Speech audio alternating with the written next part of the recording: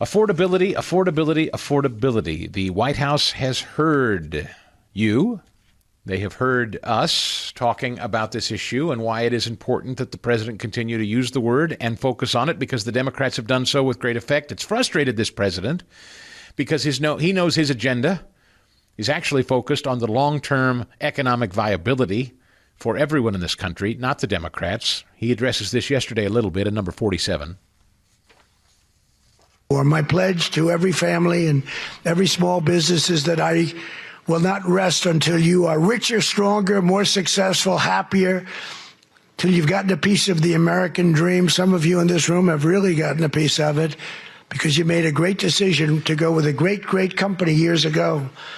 And it's really pretty amazing. That begins with making America. We have to do, the word is affordable. And affordable should be our word, not theirs, because the Democrats got up and talked affordability, and they don't say that they had the worst inflation in history, the highest energy prices in history. Everything was the worst. What they're great at is lying. They say affordability. This stuff was all much more expensive. We have a couple of items like coffee, which is a little high. We're going to get that down. You saw that today. The coffee comes down. Remember when I first took over? Eggs. My third day in office, I have a news conference, and the fake news media was screaming at me, Mr. Congressman, about eggs. Remember that? I'm standing there very innocent. Oh, hello. Do you have any questions? What about eggs? What about them? They're up 4 times. I said, look, I just got here. I'm sorry. Affordability. President Trump is well aware that's what's on everyone's minds, and he is addressing it. Over at Town Hall, Scott McClellan, wrote this. The Fed, or at least one of the Fed officials, has backed Vice President Vance. Illegal immigration is driving soaring housing prices. The Federal Reserve Governor Stephen Murin, who's been a guest of this show, told Fox News deportations are slowing inflation. Quote, a significant amount of the inflation that we experienced for years is because we threw millions of new people into the country without sufficiently expanding the housing stock and sufficient expansion of other forms of fixed capital. He continued, the truth is that they're living somewhere, and that's a place where other people in America aren't living, and that was inflationary. Cutting down net migration to zero, potentially even negative because of the deportations that have been occurring, I think, is very deflationary. Stephen Miller also exposing the amount of illegals, immigrants living in housing in this country is a real problem when addressing affordability of housing. And number 50. 40% of the population of rent-controlled housing in New York City are foreign-born. Think about that. In one of the largest metropolitan areas in the world, 40% of rent-controlled properties are being lived in by people who weren't even born in the country. What kind of system is this? We bring in people from foreign countries, and then we pay to lower the cost of their housing, while people who are born here have to pay higher prices. So when President Trump is reducing net migration, that is what's going to ultimately, along with all these other steps, deregulation, historic tax cuts, going to bring down the cost of housing. Yes. So it's being addressed, and it's not just that. As you know, tariffs are before the Supreme Court right now, and there are members of Congress on the Republican side that are arguing with the president about this. America faces an invasion. Illegals, yes, and not just from illegals, but from cheap Chinese steel, for instance, that guts our factories, and fentanyl, and cartels killing our kids. So treating tariffs, which is a tool to stop that stuff, treating tariffs as though it's just some tax that Congress has got to approve, like it's a routine budget item, I think that's dead wrong. I think part of making things more affordable are the economic blockades that President Trump put in place, like tariffs, plain and simple. And I believe the presidential powers under Article 2 to seal our borders against threats, just as Lincoln's warships choked rebel supplies, it all happened without a vote. And this is so important to our economic future and affordability, in my view. The Supreme Court must affirm Donald Trump's tariffs as they're mulling it over right now. They've got to strike down legislation that turns our president's shield into some kind of red tape.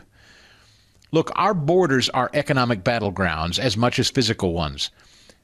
Tariffs are the silent guardian. Picture cheap Beijing steel killing jobs in Pennsylvania mill towns, starving shipyards of hulls. Enter President Donald Trump. He imposes a simple tariff, a customs duty on imports, hiking prices, and it stems the tide. Mills roar back with American steel for ships and weapons, and China's predatory edge stays offshore, preserving some 70,000 lost jobs. Members of Congress, some of them, are peddling these reciprocity bills that treat national security like it's some sort of committee memo. That's overreach. Tariffs aren't some throwaway. They're blockades. They're iron economic walls around sovereignty. The framers armed the executive branch to repel invasions, armed or economic, knowing a dithering Congress nearly doomed the Confederation before. Look, a blockade's genius lies not in the tool, but in the aim. Sever enemy lifelines before peril crosses our shores. Lincoln understood this. Kennedy's 1962 invisible wall, what did it do? It froze Castro's assets amid a missile menace. It isolated Havana from Moscow's grip. Congress complained, but then Congress yielded, as many of you may remember. In 1982, Reagan's penal noose tripled ship penalties, noosing trade routes, starving Cuban proxies. And you heard the howl from Congress then. But the measures endured, despite the outcry. Trump's high-tech drones blast narco boats off the coast of Venezuela, halting fentanyl with precision strikes. No armada of ships needed for a physical blockade, just satellites, drones, and executive will. From cannon to calculator, presidents have always wielded blockades, and tariffs, in my view, are a critical component. It's a critical blockade that snaps supply chains bloodlessly.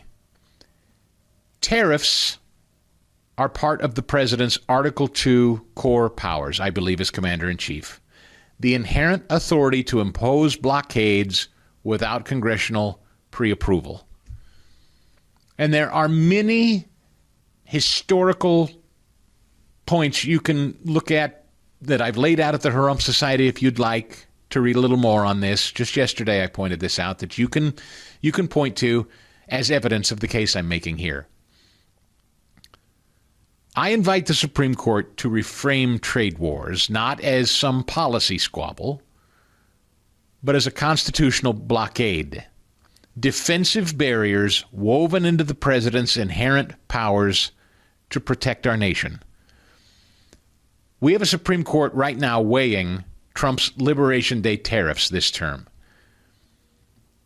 And whether it's the fentanyl invasions or the Chinese steel surges, I hope the Supreme Court is considering those things and looking at this through the lens of a presidential blockade. These aren't statutory curiosities or overreaches. These are Article 2 imperatives woven into the framers' design without exclusion for economic forums. Uphold the doctrine. Treat tariffs as blockades. Give deference to the commander-in-chief using this tool as an instrument, as a blockade to protect this nation. Now, I know critics will cry that tariffs are a tax grab, but that's just a distraction. Tariffs aren't domestic taxes squeezing American pockets. They're targeted import barriers. Courts have long upheld similar things, from Lincoln's ships to Kennedy's ledgers to Reagan's snares, Trump's drug boat hits. Halting at tariffs defies logic. When trade arms our adversaries like Beijing's Navy, Our commander is the only guy that can sever that flow. Article 2 in our Constitution gives one person, the president, all the executive power, the duty to enforce the laws faithfully, and the role of commander-in-chief. This setup fixed the weak executive under the Articles of Confederation. In fact, if you go back and you read Alexander Hamilton in Federalist number 70, he says that the president needs energy to defend against attacks, whether by armies or economic threats. Tariffs fit that bill perfectly. They apply targeted pressure to enemy supply lines, everything from cotton to currency, drugs, or steel. Presidents must have the right to choose the right tool for the situation, driven by the urgency of the moment. We are tackling illegal immigration pouring across our borders as we are economically tackling unfair trade practices and attacks through tariffs. And the Supreme Court must affirm this if we're to turn this country around. The Chris Stigall Show Podcast.